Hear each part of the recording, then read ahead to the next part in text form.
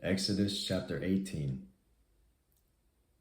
Now Jethro, the priest of Midian, Moses' father-in-law, heard of all that God had done for Moses and for Israel his people, how the Lord had brought Israel out of Egypt. Jethro, Moses' father-in-law, took Moses' wife Zipporah after he had sent her away, and her 2 sons, of whom one was named Gershom, for Moses said, I have been a sojourner in a foreign land.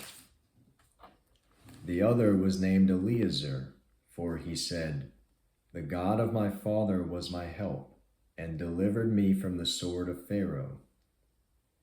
Then Jethro, Moses' father-in-law, came with his sons and his wife to Moses in the wilderness where he was camped, at the mount of God.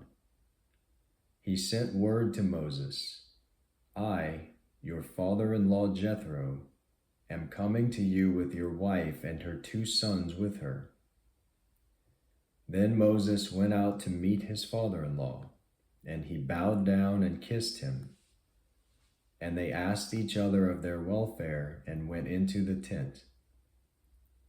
Moses told his father-in-law all that the Lord had done to Pharaoh and to the Egyptians for Israel's sake, all the hardship that had befallen them on the journey, and how the Lord had delivered them.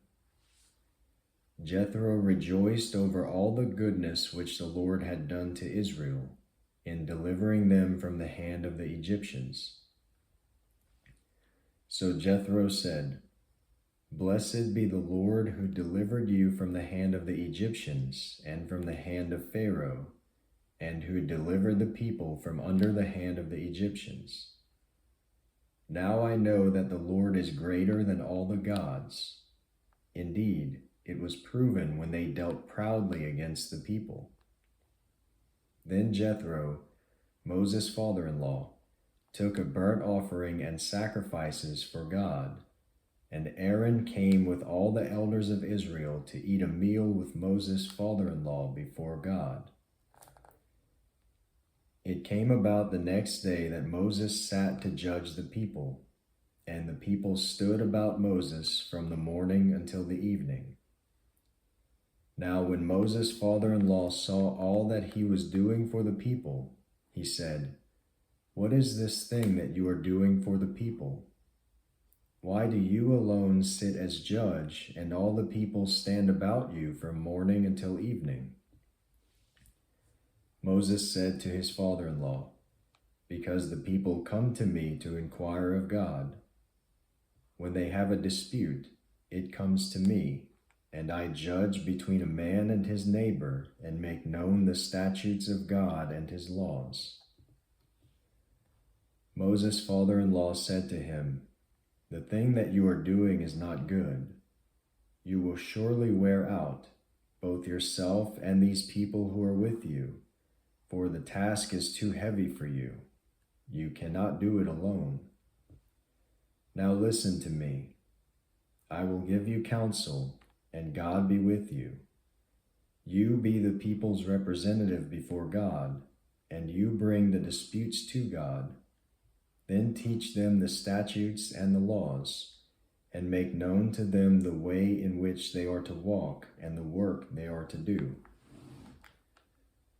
Furthermore, you shall select out of all the people able men who fear God, men of truth, those who hate dishonest gain, and you shall place these over them as leaders of thousands, of hundreds, of 50s, and of 10s.